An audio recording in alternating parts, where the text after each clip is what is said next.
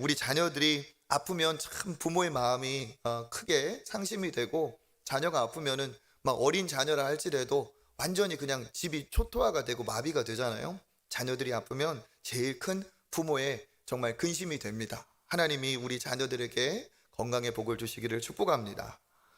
오늘 우리가 읽은 이 본문에도 사랑하는 그 자녀의 아픔으로 인해서 간절하게 예수님을 찾아온 그 한 사람의 이야기가 쓰여 있습니다.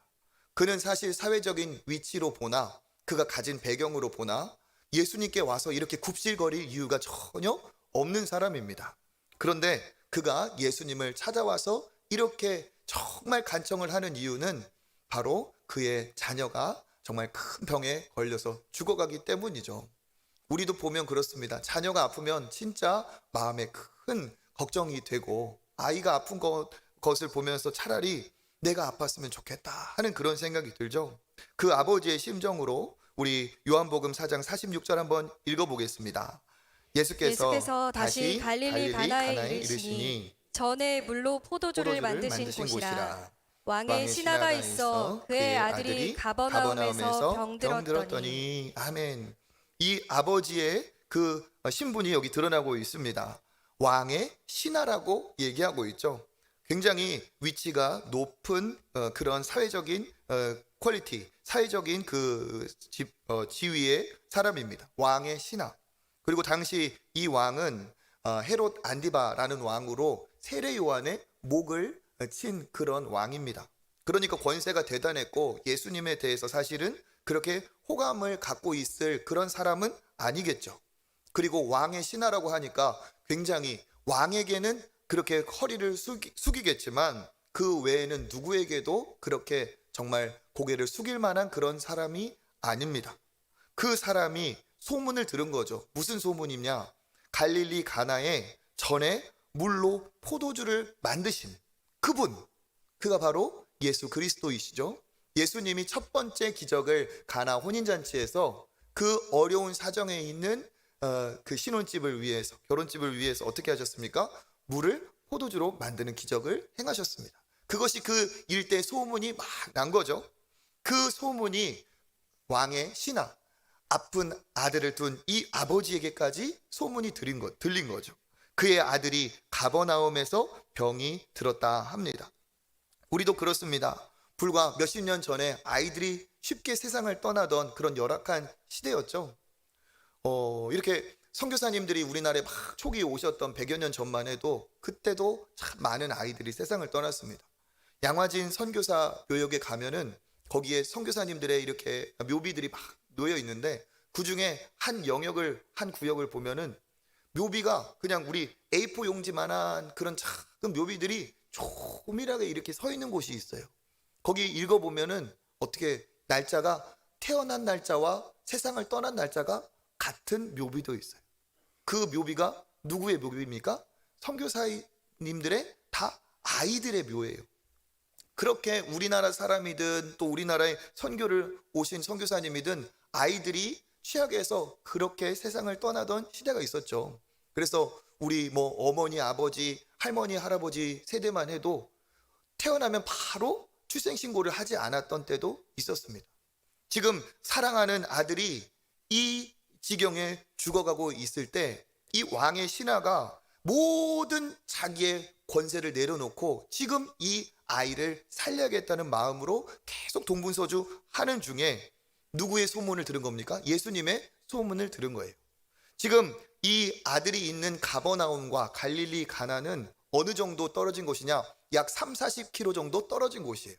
그런데 이것이 이 가버나움이 밑에 있고 갈릴리 가나가 고지대예요. 그러니까 오르막길이에요. 그러니까 이 오르막길을 가려고 하면 최소 걸어서 이틀 정도 거리에 이 격차가 있다는 사실입니다. 이 거리를 왕의 신하의 모든 채통과 체면을 내려놓고 아들을 살리고자 그 목수, 그 예수라는 분을 찾아서 열심히 지금 온 것이죠. 그리고 나서 이 왕의 신하가 예수님께 간청을 합니다. 우리 47절 읽어보겠습니다. 그가 예수께서 유대로부터 갈릴리로 오셨다는 것을 듣고 가서 청하되 내려오셔서 내 아들의 병을 고쳐주소서 하니, 그가 거의 죽게 되었음이라. 아멘. 듣고 가서 청하되 내려오셔서, 그러니까 이 올라간 오르막이니까 이제 빨리 같이 내려가자는 거죠. 내려오셔서 내 아들의 병을 고쳐 주십시오. 제가 정말 사랑하는 아들이 지금 거의 죽게 되었습니다 하면서 예수님께 간절히 고백을 하고 있습니다. 우리도 살다 보면 자식의 문제에 장사가 없습니다. 오늘도 자녀 때문에 간절한 기도의 제목을 갖고 하나님을 부르고 매달리는 그런 부모님들이 계시리라 생각합니다. 오늘 이 말씀이 위로가 되고 하나님이 주시는 축복의 약속이 되시기를 축복합니다. 자식 때문에 우리가 겸손해지기도 하고, 자식 때문에 성숙해지기도 하고, 자식 때문에 인내하기도 하고, 아이를 낳아서 부모가 되는 게 아니라 사실은 자녀를 키우면서 우리가 진짜 부모가 되어 가는 거죠. 살다 보면 자식 때문에 감당할 수 없는 문제가 오기도 합니다. 그때 제일 좋은 방법이 무엇입니까? 다른 사람을 찾고 다른 방법을 찾는 것도 좋겠지만 잊지 말아야 될 것, 제일 먼저 우리가 해야 될 것은 무엇입니까? 여기 있는 이 왕의 신하가 예수님을 찾아온 것처럼 우리도 예수님 앞에 나아가 기도하고 하나님 앞에 간구할 때 그때부터 하나님께서 역사하여 주실 줄 믿습니다. 그러니까 이 왕의 신하가 예수님을 찾아간 건 정말 잘한 선택이라는 거예요. 왜? 사회적인 지위와 나이 이런 것을 고려하면 가서 예수님보다 나이도 위일 것이고 사회적인 지위도 높은 이 사람이 그냥 외적으로 보면 청년 목수한테 가가지고 지금 비는 꼴이니까 이게 앞뒤가 안 맞는 거거든요. 그런데 이 사람은 어떻게 합니까? 그 소문을 듣고 그분이라면 진짜 내 아들에게 소망이 되지 않을까 하면서 왕의 신하로서 왕 앞에만 엎드렸던 그 사람이 이제 예수님을 찾아서 온 것이죠. 다른 권세자들을 다 대동할 수도 있고 다른 의사들 자기가 갖고 있는 권세를 다 활용할 수 있겠지만 그것을 어떻게 다 내려놓고 예수님이라는 그 기적에 이루신 예수님이라는 그분께 나온 거죠. 번지수를 다른 곳이 아닌 예수님께 찾고 있습니다. 우리 역시도 마찬가지죠. 다른 방법이 있겠지만 그 방법들이 우리에게 완전한 만족이 되지 못합니다. 우리에게 있어서 진정한 해결은 예수 그리스도이신 줄 믿으시길 바라겠습니다. 왜 그렇습니까? 예수님은 외형으로는 그냥 젊은 목수일지 모르겠지만 그는 목수가 전부가 아닌 것이죠. 겉으로 봤을 때는 왕의 신하가 목수에게 굽히고 있는 사실이 정말 이해되지 않습니다. 하지만 그 아버지는 아무리 왕의 신하라 할지라도 인생에 답이 없는 불쌍한 인생일 수밖에 없습니다. 겉으로는 목수일 뿐 아무것도 대단해 보이지 않는 예수님이지만 그는 이 땅에 하나님의 아들로 오신 우리의 구원자이신 줄 믿습니다.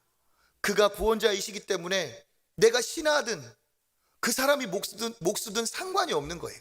그 앞에 우리가 엎드릴 수가 있는 것이죠. 여러분 그렇습니다. 세상 권세가 아무리 대단해도 이 세상에 돈으로 다 되는 것 같고 권세로 다 되는 것 같지만 아무도 자기의 삶의 큰 문제는 돈으로 해결되지가 않습니다. 아무리 대단한 권세가 있다 할지라도 진짜 중요한 문제가 다가오면 그 권세도 소용이 없을 때가 있다는 거죠. 그 중에 제일 두려운 게 무엇입니까? 죽음의 문제, 영혼의 문제.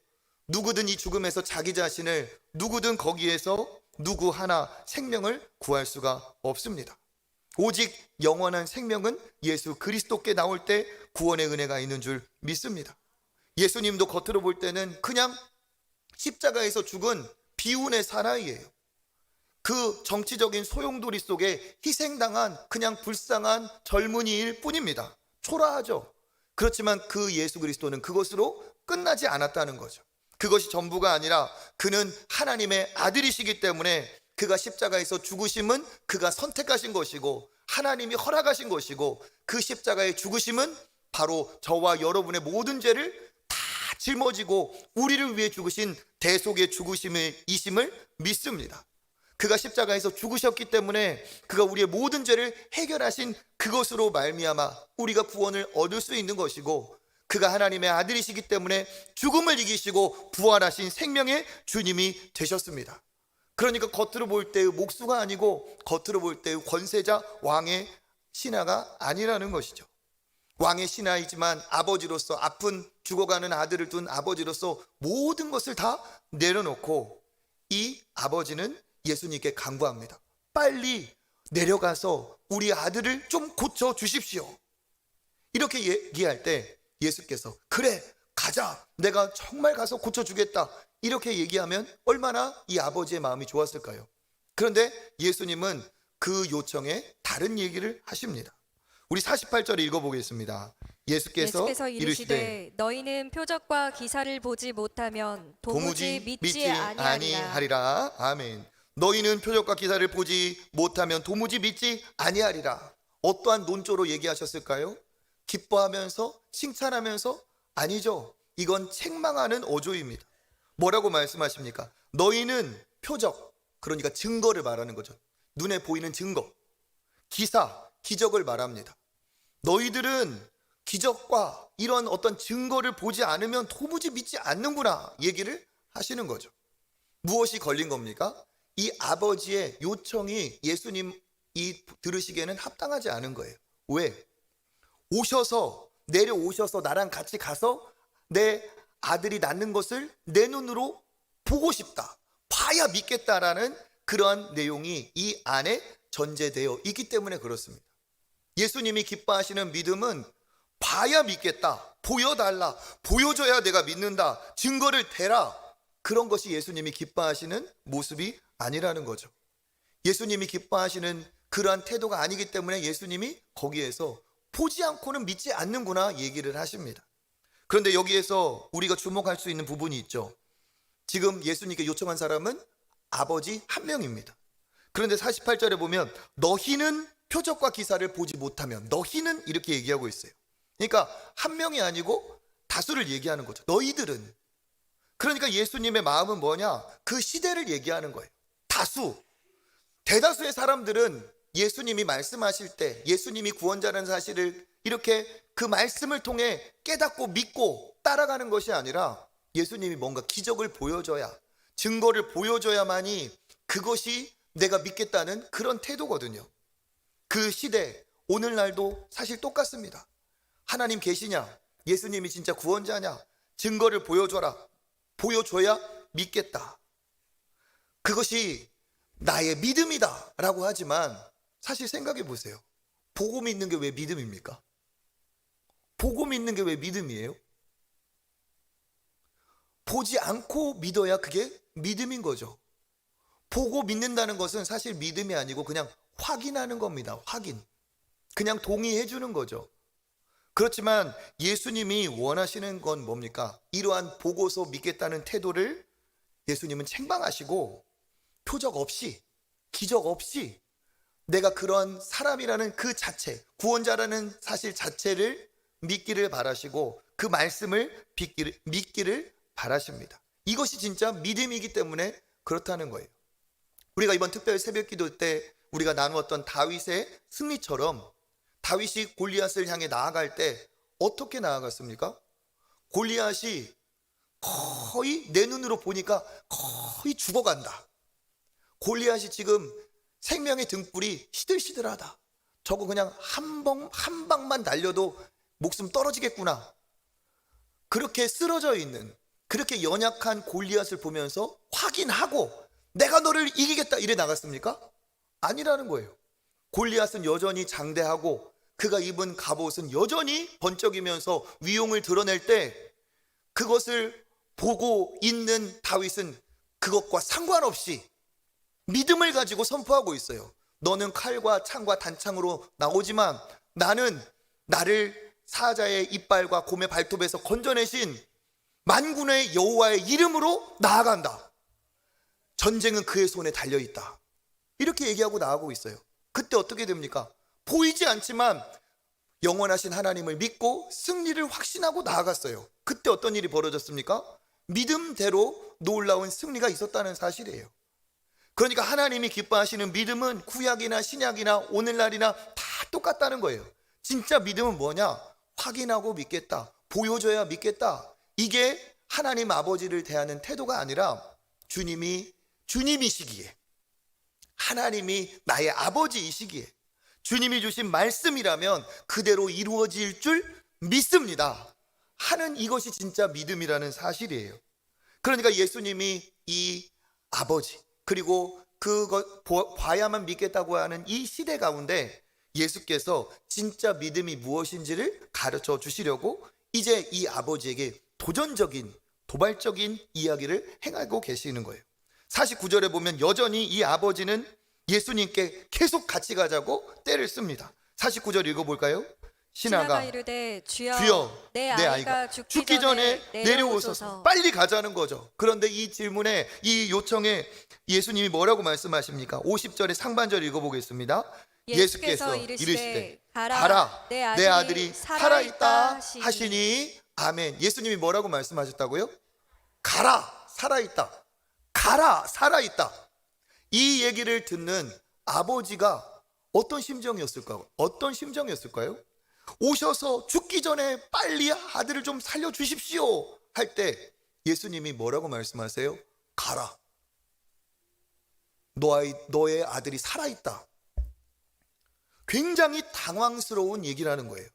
아버지 입장에서는 빨리 같이 가서 고쳐주셔야지. 내 눈에 아이가 낳는 거를 보여주셔야지. 지금까지 내가 직전에 봤던 아들은 죽어가는 아들이었어요. 내가 본 아들, 기억나는 아들은 죽어가는 아들이었는데 말을 어떻게 하시는 거예요? 가라고 하시고 아들이 죽지 않고 살아있다라고 해요. 그러니까 이것을 아버지 입장에서 보면 예수님이 우리 아들에게는 관심이 없구나. 예수님은 책임지고 싶은 마음이 없으시구나. 가라 하는 이 말에서 우리가 느낄 수 있는 건 뭡니까? 예수님은 나의 요청을 거절하신 거야. 이런 생각이 들 수도 있다는 사실이에요.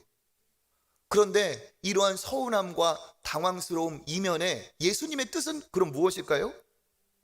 봐야만 믿는 사람들, 봐야만 믿는 세대에 진짜 믿음은 보지 않고 믿는 것이 진정한 믿음이라는 것을 가르쳐 주시려고 그들의 좁은 믿음의 지경을 어떻게 하시는 거예요? 넓히시는 거라는 거예요. 그들의 낮은 얕은 수준의 믿음을 더 깊게 더 높게 하시려는 예수님의 뜻이 있습니다. 진짜 믿음은 무엇인지 믿음의 도전을 하라 하시는 거죠. 예수님이 말씀하시는 진짜 믿음, 장성한 믿음, 믿음다운 믿음은 어떤 믿음입니까? 표적이나 기사를 보지 않는다 할지라도 보이지 않아도 이루어질 것을 믿는 것이 진짜 믿음이라는 거예요. 그러면 뭘 믿느냐 하는 거죠. 보이지 않는데 뭘 믿느냐? 지금 예수님이 뭐라고 말씀하셨어요? 가라. 내 아들이 살아 있다. 무엇을 주셨어요? 말씀을 주셨어요. 너의 아들이 살아 있다는 이 말씀을 믿고 가라는 겁니다. 너의 아들이 살아 있다는 약속, 그 말씀, 그리고 그 말씀을 주신 예수님 그 자체를 믿고 이제는 해요? 어떻게 해요? 떠나라는 거예요.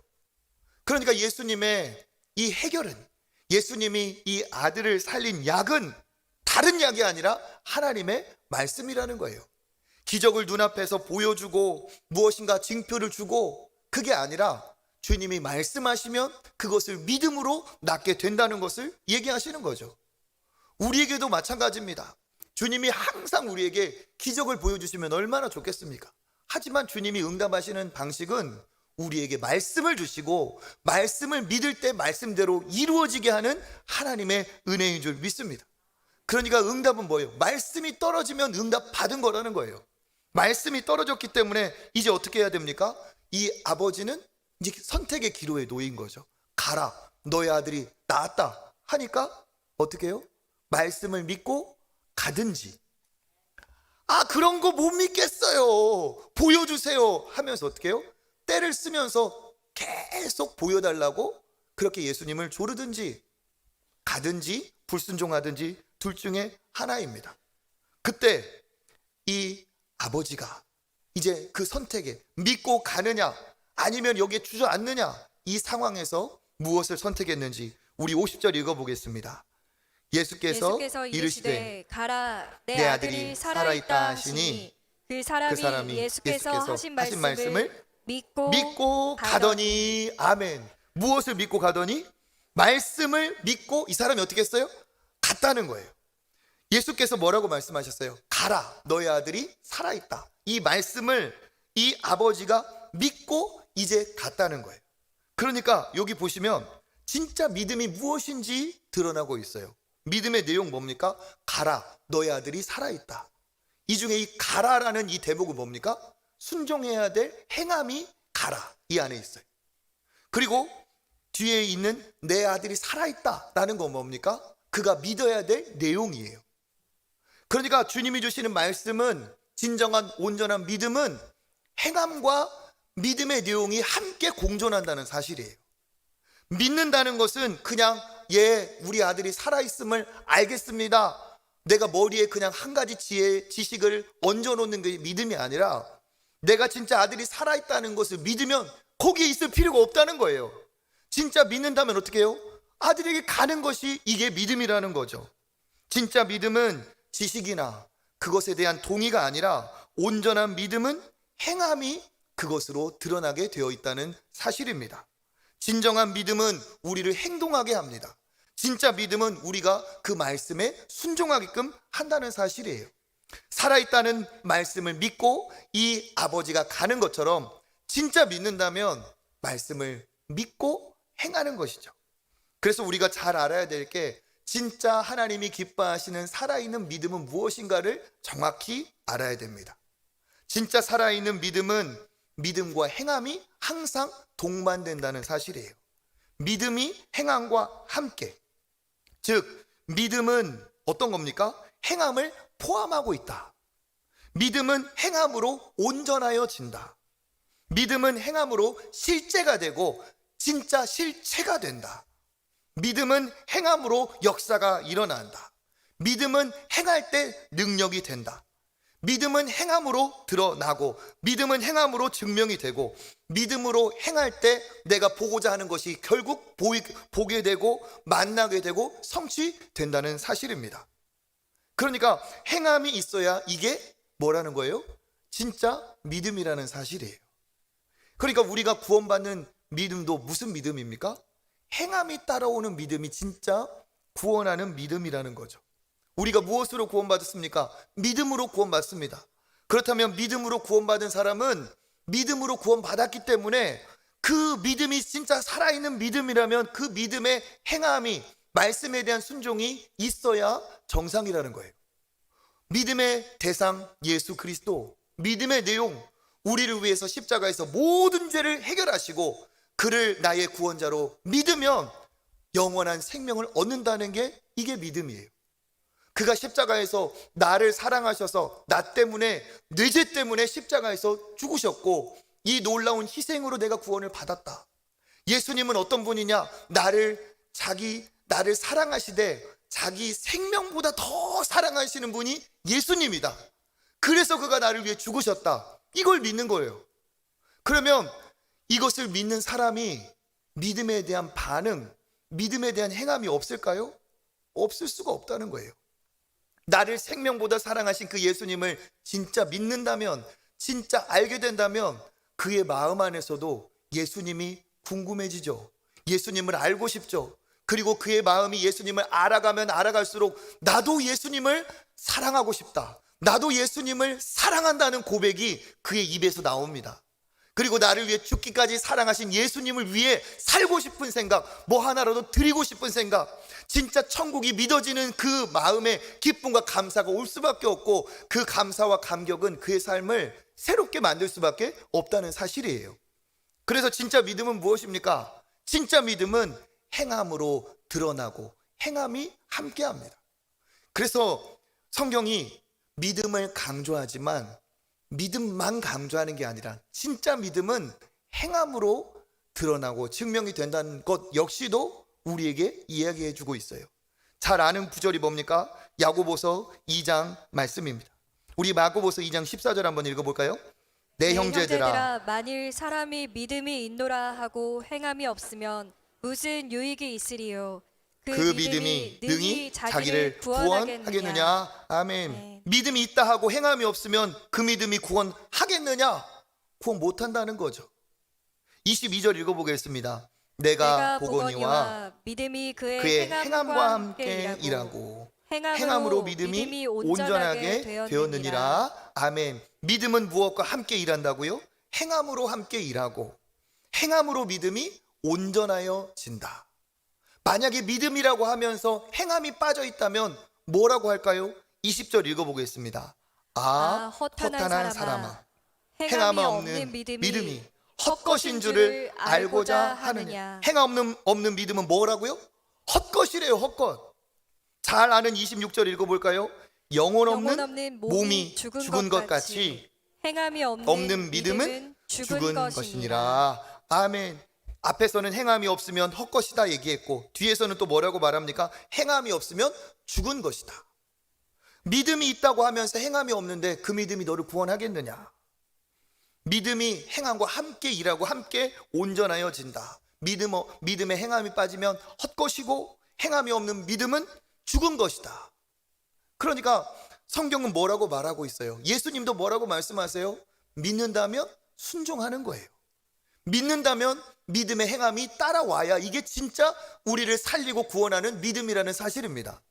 그러니까 우리가 이것을 믿는다면, 예수님만이 유일한 구원자라는 사실을 믿는다면, 유일하신 구원자인 예수 그리스도를 내가 믿게 됐다는 이것이 얼마나 큰 기쁨과 감격과 감사가 우리에게 솟아나올 수밖에 없다는 거예요. 예수 그리스도가 나를 위해 죽으신 그 사랑의 예수님, 나를 위해 죽으신 그 놀라운 은혜의 예수님이라면 그 예수님께 감사하지 않을 수가 없어요. 나를 위해서 생명까지 내어주신 그를 위해 나도 무엇인가를 드리고 싶은 마음이 내 안에 생겨 나올 수밖에 없습니다. 예수님이 죽음을 이기시고 부활하셔서 우리에게 영원한 생명을 주심이 믿어진다면 더 이상 죽음의 공포와 죽음에 눌리지 않는 놀라운 자유함이 있습니다.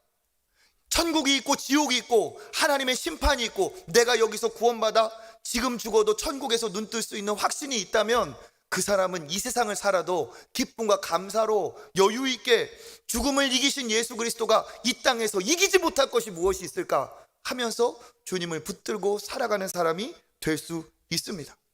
말씀만이 영원한 진리라고 믿는 사람은 세상의 논리와 세상의 생각에 휘둘리지 않고 말씀이 말씀하시면 가고 말씀이 말씀하시면 서고 말씀대로 행하고 순종하는 것이 이게 진짜 믿음이 있는 사람의 모습이라는 거예요. 그러니까 예수님이 나를 위해 죽으시고 내가 예수 그리스도로 인해 구원을 받았다고 하면서 예배의 자리를 소중하게 여기지 않을 수가 없습니다. 나를 위해 모든 것을 내어주신 그 하나님 아버지께 내가 드리는 이 예배로 내 마음을 표현하고 드리고 그 나를 사랑하신 하나님의 사랑, 나를 위해 죽으신 예수님의 사랑에 감격하고 그 안에 젖어서 세상의 사람들이 뭐라고 얘기하든 내가 무엇을 좀 덜 가졌든 더 가졌든 연연하지 않는 그 큰 사랑 안에서 진정한 인생의 만족과 기쁨을 누릴 수밖에 없다는 거예요. 세상 어디에도 없는 만족과 기쁨을 하나님 아버지 품 안에서 누리고 그 안에서 함께 거한다면 예배 한번 잘 드리는 것 이게 문제입니까? 평생 주님을 위해 살고 싶어요. 평생 주님을 위해 내 삶을 드리고 싶어요. 그러니까 예수 그리스도를 진짜 믿는 믿음의 사람이라면 신앙생활이 형식이 되지 않고 의무가 되지 않고 무거운 굴레가 되지 않는다는 거예요. 주님을 위해 더 멋지게 살고 싶은 그런 사람이 되는 게 이게 진짜 믿음의 사람이라는 거죠. 말씀에 순종하면서. 사람들은 또 생각합니다. 말씀에 순종해야 되니까 예수 믿는 사람은 다 수동적이고 기계적인 피동적인 사람인가? 절대 아니죠. 하나님의 말씀은 약속이에요. 쌍방이에요. 그러니까 하나님께서 나에게 주신 축복의 약속이기 때문에 내가 말씀을 지키면 말씀대로 살면 하나님은 어떻게 하신다? 반드시 응답하시고 반드시 약속된 복을 주신다. 이 믿음을 가지고 사는 거예요. 그러니까 뭡니까? 이 세상에 살아도 하나님의 말씀을 어떻게 해요? 따라가려고 지키려고 수동적이고 아니죠. 훨씬 더 적극적이고 도전적으로 살아갈 수밖에 없습니다. 여러분 생각해 보세요. 요즘 시대에 내가 말씀대로 사는 것이 그냥 흘러가는 대로 살면 그렇게 사라질까요? 절대 그렇게 못 삽니다. 내가 진짜 하나님의 말씀대로 살고자 한다면 이 세상에 엄청난 그 세상의 풍파를 거슬러 올라가며 말씀대로 살고자 하는 그 도전과 그 뚝심이 있지 않고는 절대로 말씀 순종 못해요. 그러니까 말씀에 순종하는 사람이라는 건 오히려 더 강력한 사람, 더 견고한 사람, 더 능력이 있는 사람, 하나님과 함께하는 그런 사람이라는 사실입니다. 그렇게 살아야 될 이유가 뭡니까? 우리가 믿음대로 살아갈 때 신실하신 하나님이 반드시 내게도 약속을 지키신다는 거예요. 가라, 너의 아들이 살아있다는 이 말씀을 믿고 갈 때 예수께서 그 약속을 어떻게 해요? 지키신다는 거예요. 지키신다는 거. 이 아버지가 말씀을 믿고 갑니다. 이틀길이라고 했죠. 막 가는데 이틀이 아니라 뛰어가듯이 갔을 거예요. 그렇죠? 반나절은 줄였을 겁니다. 아들이 살아있는지 알고 싶으니까 막 뛰어갔을 거예요. 어떤 마음으로 뛰어갔을까요? 제발 우리 아들 살아있기를, 제발 숨이 붙어있기를, 그리고 바란다면 그 예수님의 말씀처럼 다 낫기를 바라면서 갔을 겁니다. 그렇게 막 내려가는 길에 저기 멀리에서 누군가 이쪽으로 오고 있어요. 가까이 보니까 아는 얼굴이에요. 누구냐? 자기 집에 하인들이 오고 있습니다. 그들이 뭐라고 소식을 전하느냐? 우리 51절 읽어보겠습니다. 내려가는 길에서 그 종들이 오다가 오다가 만나서 만나서 아이가 아이가 살아있다 살아있다 하거늘. 아멘. 이 종들이 왜 집에 있지 못하고 이렇게 다시 역으로 주인을 만나러 나왔을까요? 좋은 소식을 전하기 위해서. 이 아들이 살아난 거야, 이 도련님이. 그래가지고 막 가는데 저쪽에서 이 왕의 신하, 그 아버지가 보이는 거죠. 그러니까 막 와서 어쩐 일이냐, 어디 가냐, 놀라지 마십시오. 우리 아들 어떻게 됐냐, 놀라지 마십시오. 도련님이, 아드님이 뭐 살았습니다. 막 실감나죠? 살았습니다. 진짜 그럴 거 아니겠어요. 그러니까 그 얘기를 들은 아버지 입장에서 어땠을까요? 그 전까지 어때요? 살아있기를 바라면서 조마조마 간절하게 내려오던 아버지가 그 길에서 원하던 소식을 들었어요. 아들이 살았다. 우와! 열이 떨어지고 지금은 잘 놀고 있습니다. 진짜냐? 그때 아버지가 궁금한 게 있죠. 어떻게 나았는지, 언제 나았는지. 우리 52절 읽어보겠습니다. 그 낳기 시작한 때를 물은즉 어제 7시에 열기가 떨어졌나이다 하는지라. 그 낳기 시작한 때를 물은 거죠. 언제 어떻게 나았느냐 했더니 그 하인들이 대답합니다. 어제 7시 정도에 나았습니다. 이 7시를 우리나라 시간으로 환산하면 낮 오후 1시예요. 1시. 그러니까 이때는 시계가 있던 때도 아니니까 어느 일을 했는지에 따라 가늠을 하겠죠. 그러니까 언제 나왔지? 우리가 그때 점심때 뭐 이렇게 밥 먹고 그때 아니야? 예, 7시경에 나왔습니다 얘기를 한 거죠. 그러니까 이 얘기를 들은 아버지가 더 놀래요. 소름이 요즘 젊은 사람 말로 그냥 소름이 아니라 소오름이 쫙 퍼지면서 머리까지 막 쭉 탁 서는 거예요. 왜 그럴까요? 1시라고? 그때라고? 그때가 어느 때예요? 아버지가 그때인 줄 알았어요. 언제냐? 예수께서 내 아들이 살아있다 말씀하신 그때인 줄 알고 놀란 거예요. 그러니까 언제 나왔다는 겁니까? 예수님이 나를 거절한 게 아니셨다는 거예요. 예수님이 무책임하고 예수님이 나한테 무관심했던 게 아니라는 거예요. 예수님이 말씀하셨어요. 가라, 너와의 아들이 살아있다라는 이 말씀이 떨어진 그때 우리 아들을 고쳐주신 거라는 거예요. 할렐루야. 말씀이 떨어졌을 때 역사가 일어나는 줄 믿으시기 바라겠습니다. 내 눈에 안 보여도 말씀하시면 이루시는 하나님, 말씀하시면 이루시는 예수 그리스도. 이때는 또 그가 말씀하신 때라고도 볼 수 있지만 말씀하자 이 사람이 어떻게 했어요? 말씀을 믿고 떠났죠. 그러니까 이 아버지 입장으로서는 말씀하신 때라고도 볼 수 있고 또 어떻습니까? 믿고 말씀대로 출발한 때, 믿음에 순종할 때 바로 그때 아들이 낳았다는 사실이죠. 아들의 회복이 어떻게 되었습니까? 그것으로 멈추지 않고 자기와 그 온 집안이 다 믿으니라.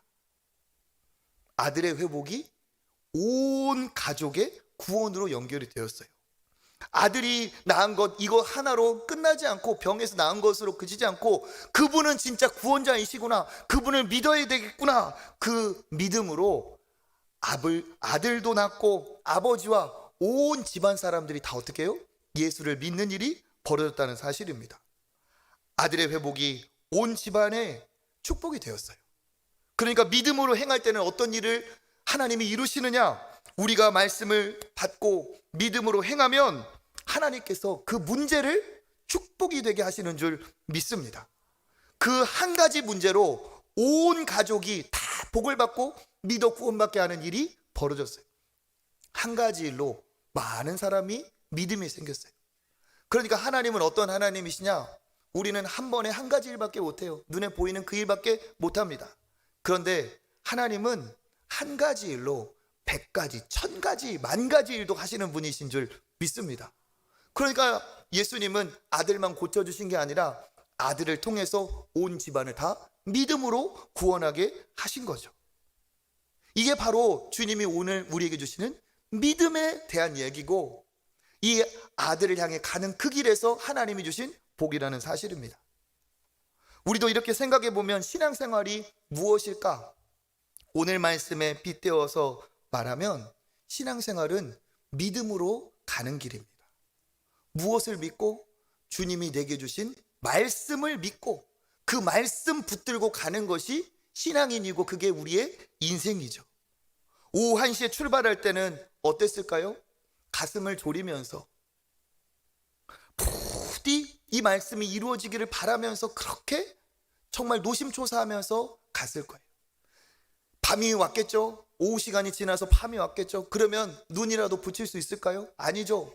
내가 혹시 아들을 못 보면 어떡하라는 마음으로 절대 잠 한숨 자지 못하고 그 길을 뛰어 내려갔을 것입니다.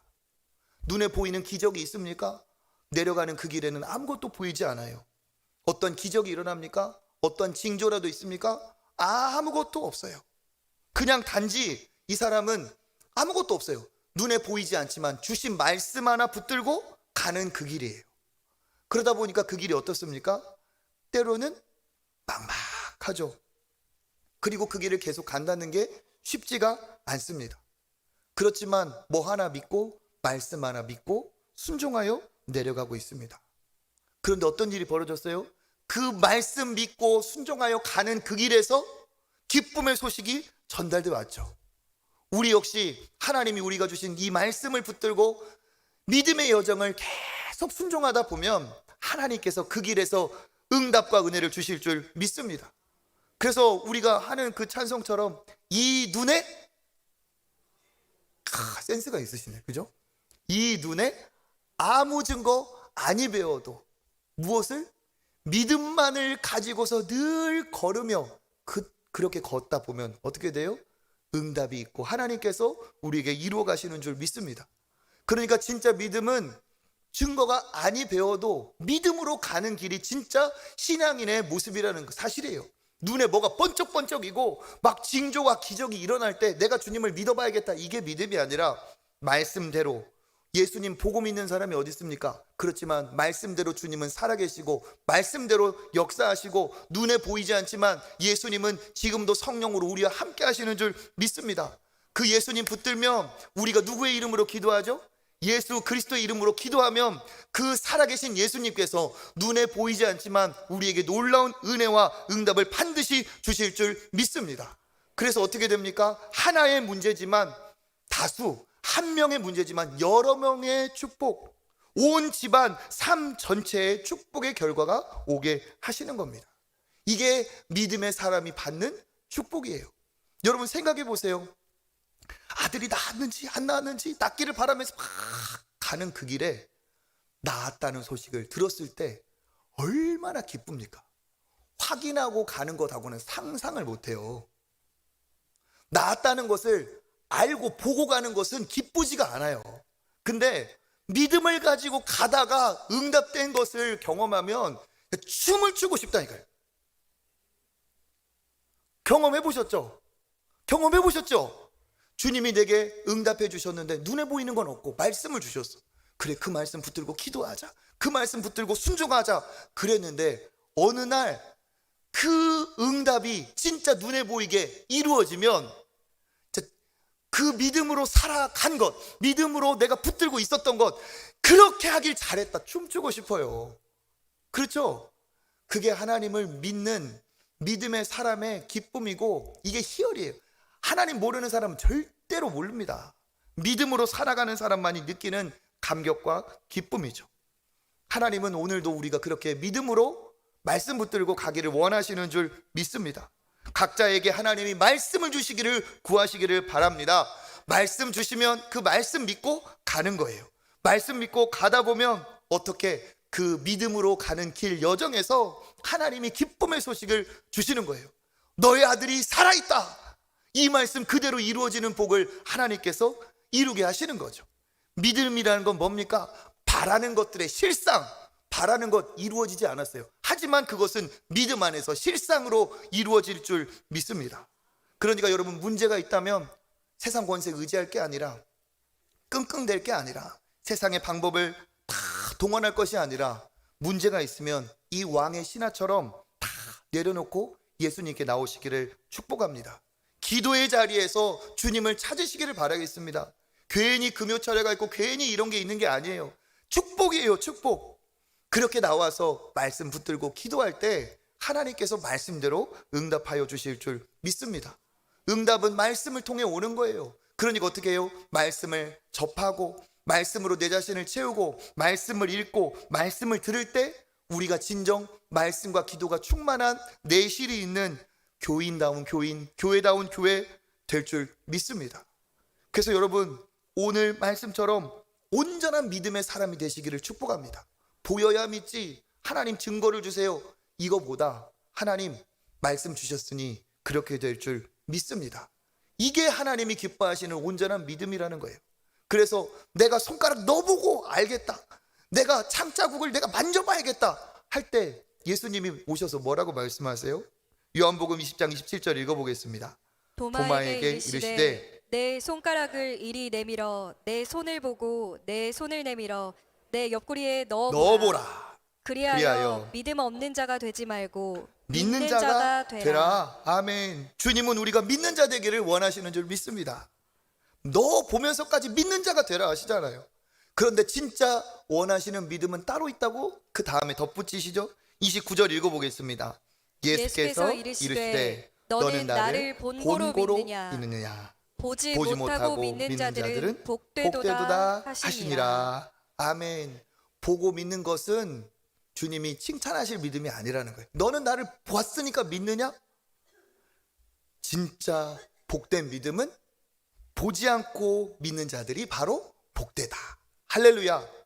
말씀을 붙들고 말씀대로 믿으시기를 바라겠습니다. 그래서 새해 우리가 신앙의 여정을 어떻게 가야 될까요? 말씀 붙들고 가면 돼요. 하나님이 내게 말씀 주셨어요. 새해 다윗처럼 승리하리라. 하나님이 말씀 주셨어요. 그 말씀 붙들고 여러분 믿음으로 여러분의 여정을 가시길 축복합니다. 그러면 어려운 문제라도 그 한 문제가 모든 우리 가족 전체의 축복이 되고 한 사람의 해결이 온 가족의 구원의 역사를 이루는 축복의 통로가 될 줄 믿습니다. 그런 말씀의 사람, 믿음의 사람, 믿음으로 하나님 앞에 아름다운 길을 걸어가시는 저와 여러분 되시기를 주님의 이름으로 축복합니다.